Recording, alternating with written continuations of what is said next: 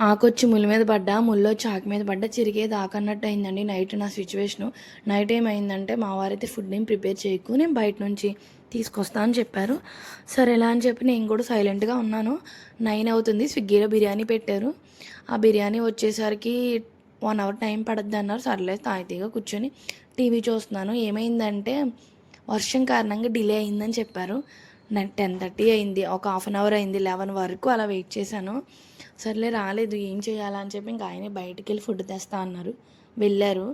అయితే కాల్ చేసి బిర్యానీ తీసుకొస్తాను అని చెప్పారు. మళ్ళీ ఒక 10 మినిట్స్ ఆగిన తర్వాత బిర్యానీ ఇస్ క్లోజ్ ఇక్కడ, వర్షం కారణంగా అయితే అని చెప్పేసి అన్నారు. సరేలా అయితే పుల్కాను రోటీ తీసుకొస్తా అన్నారు. సరేలా అని చెప్పి మేము కూడా అన్నాము. ఆయన వెళ్ళింది 11 అయితే అవి తీసుకుని వచ్చేసరికి 12 అయింది. మేము తిని పడుకునేసరికి 1 అయింది.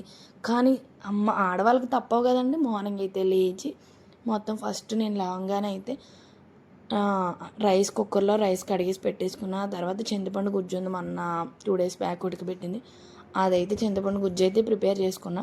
ఆ తర్వాత పులిహోర అయితే కలిపేసి జానగడికి అయితే లంచ్ బాక్స్లోకి అయితే పెట్టేసా. హాట్ వాటర్ కూడా కాసి, హాట్ వాటర్ మా వారికి ఒక బాటిల్, తనకో బాటిల్ పోసి నేను కాఫీ అయితే కలుపుకొని తాగానండి, హెడేక్గా ఉందని. అలాగే మన వీడియోస్ మీకు నచ్చితే లైక్, షేర్, సబ్స్క్రైబ్. బాయ్.